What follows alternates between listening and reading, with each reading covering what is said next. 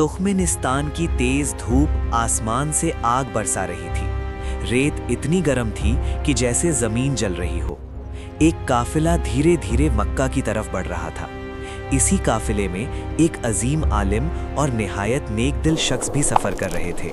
उनका नाम था अब्दुल्ला बिन मुबारक। उनका चेहरा सुकून से भरा रहता था और आंखों में इबादत की चमक थी। हर साल की तरह इस साल भी वो हज के मुकद्दस सफ़र पर निकले थे।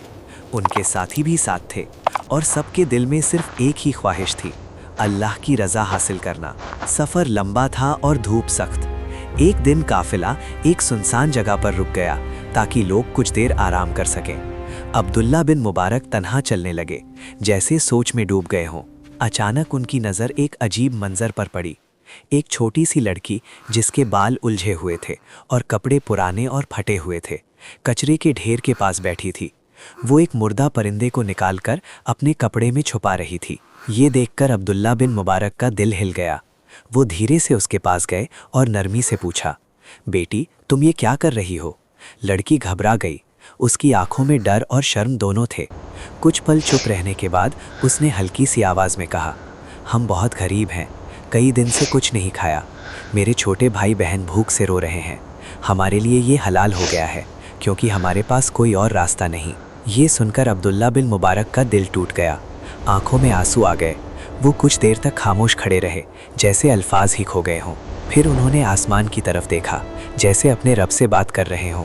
वो फौरन अपने खेमे में वापस गए, अपनी सारी दौलत निकाली जो वो हज के लिए लाए थे।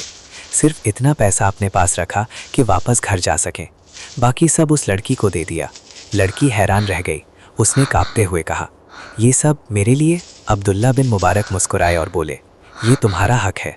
आज तुमने हमें असली इबादत सिखा दी। जब वो अपने साथियों के पास वापस आए तो सबने पूछा, आपने हज छोड़ दिया? उन्होंने सुकून से जवाब दिया, हाँ, इस साल हमारा हज यही है।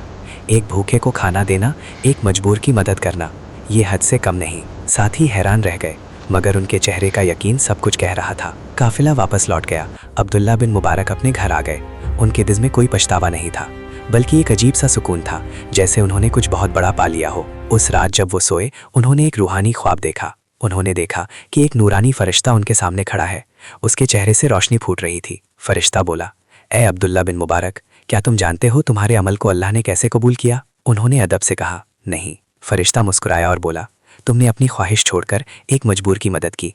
अल्लाह ने तुम्हारे इस इखलास को इतना पसंद किया कि इस साल जितने लोगों ने हज किया, सबका हज कबूल कर लिया गया तुम्हारी वजह से। ये सुनकर अब्दुल्ला बिन मुबारक रो पड़े। उनका दिल शुक्र से भर गया।